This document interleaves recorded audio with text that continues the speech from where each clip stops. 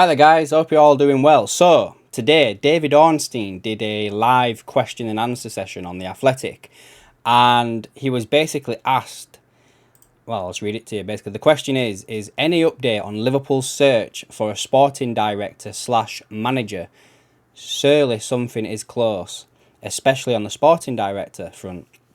Now, he replied saying, I hear Liverpool slash FSG would ideally like the sporting director situation decided by the end of March. I thought it might have been done a bit sooner than that, to be fair. I thought it might have been the next couple of weeks or so. But you never know. You would assume that person would then spearhead the manager slash head coach search, which I do kind of understand, but Liverpool are searching for a manager already, so it'd probably be a case of like what Schmadtke had to do in the summer, you know, where Julian Ward set up the McAllister deal and, you know, Schmadtke came in and basically got it over the line, basically. So it'd be something like that. I'm sure movements will already be taking place behind the scenes, as my colleague Simon Hughes mentioned on Tuesday, and he's linked an article, so I'll go over that next. Ricky Massara and Florent Ghisolfi, oh my days, Ghisolfi? We're going to call them Ricky and Flo for the rest of this article, yeah? Are among the operators who Liverpool like, while existing staff like Dave Fowles and Barry Hunter are very highly thought of, and it feels like the time is of the essence. I reported on Mike Gordon's unsuccessful attempt to bring back Michael Edwards, which I think I've covered before, but I don't think that there was ever any chance of Edwards coming back. I believe that Liverpool made the approach, but I do also believe they fully expected it to be turned down. It was just a bit of a PR stunt to get some good news out there for the fans. You know, that they were trying to bring back like a fan favourite, shall we say. And whether or not Gordon is still trying, it appears Edward is not for turning. Meanwhile, it wouldn't surprise me if some kind of contact has been made with the camp of Xabi Alonso. This has been reported in Germany and other places. Any pursuit of Alonso is complicated by his current job at Leverkusen, who obviously would love him to stay for longer, and Bayern Munich's serious interest.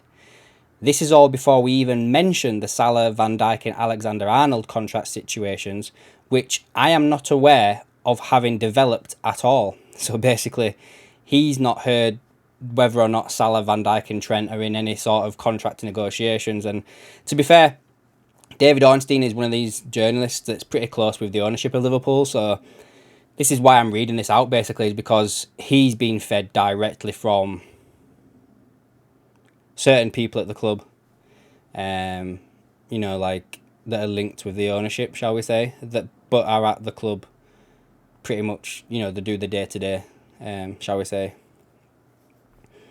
And on the pitch, there's everything to play for at Liverpool, but off the field, matters are just as important. So, yeah, I think I've said this at least once in one of my videos. I might have said it on live stream over on Cop Talk as well. This summer's going to be really, really tough. Like, we've got the Euros, so the players from us that are going to be participating in that, they'll get a longer rest. You know, Xabi Alonso, this situation, well, it's not even Xabi Alonso. Like, if any manager comes in, they're not going to have half as much time as you would expect with their team to get them prepped for the season ahead, new system of play, new staff, you know, a clean slate for everybody, chances for everybody to come back into the team and try and earn a place and stuff like that, you know, show themselves to the new manager. You've got the Salah contract situation, you've got the Virgil van Dijk contract situation, who, you know, I don't think Trent would be a problem. I think he'll be pretty straightforward to do, but Salah and Van Dijk, last year of the deals, you know, getting on in age a little bit. What do? You can't offer Salah more money. Do you cash in now while, well, you know, when you can still get some decent money for him? Van Dijk, you know, he's the club captain, so I would be thinking that'd be a no-brainer to get done. I don't know, guys. There's a lot of stuff that Liverpool need to sort out in this off-season, there really is. But yeah, I think we'll just quickly look at this article as well that's being tagged basically. See what's. I'm not going to mention all of this. Let's see. Is it a bit? Yeah. Who's under consideration? So right. So he's got a paragraph here where who's under consideration for the job at Liverpool. So I'll read this bit out to you. Schmatke was living in Ibiza in semi-retirement when he joined Liverpool. His stay at the club was always going to be short.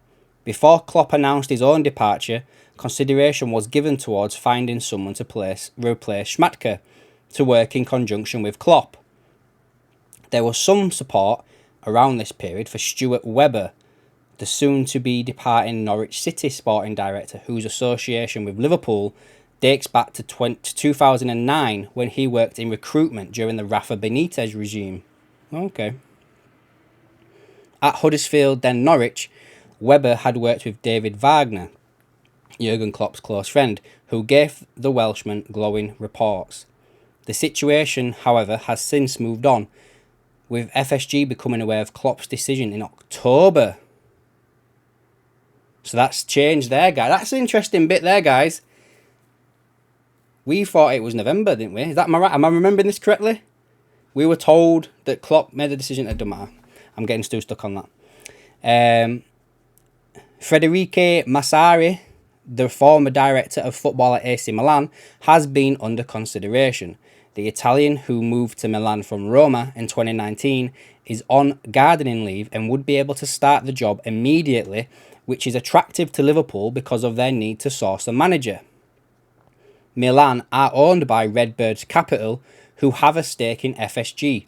Another sporting director that FSG like is Flo, the guy I mentioned just then, who holds the same role at Nice, where he has dealt with the thorny issues such as managerial appointments. Redbird own Toulouse in Ligue 1, and they have been impressed by Flo, though it is anticipated Ineos, who now has a stake at Manchester United, would fight to keep him there. His name has not been mentioned concerning any role at United, despite a raft of new appointments being made at Old Trafford since Ineos, led by Sir Jim Ratcliffe, completed its investment. FSG, however, would have welcomed a return for Michael Edwards. The weekend after it was announced that Klopp was leaving, Gordon contacted the club's former sporting director about coming back in a more senior role. The timing of this conversation not only reflects the conditions of Edwards' relationship with Klopp, it shows where Liverpool are in this process. Edwards, however, is happy in his role at Ludonautics, the sports advisory company founded by Ian Graham, Liverpool's former director of research, who handed his notice in during the summer of 2022. Some figures outside Liverpool, but with the experience of dealing with the club, believe Fowles and Hunter, or a combination of the two, should also be considered because of their experience and the fact that they would offer some continuity. Which does make a little bit of sense, but if they were going to hire someone internally, you'd think that'd be pretty much straightforward. Done. Boom. Done, wouldn't it? So, interesting, guys. Interesting. What do you guys think about all this, eh? I do think we might get something a bit more firmer from David Ornstein around the time he's saying. Like, if he's saying this now, you would potentially think that he will be the guy that breaks the news in regards to sporting director. He's been obviously kept in the loop here. So, yeah, I'd keep an eye out for what he's saying, guys. But, yeah. Anyway, let me know down in the comments below, guys. Did you find this of interest? If you are new here, subscribe to the channel and give the video a like if you've enjoyed it. And I'll catch you in the next one.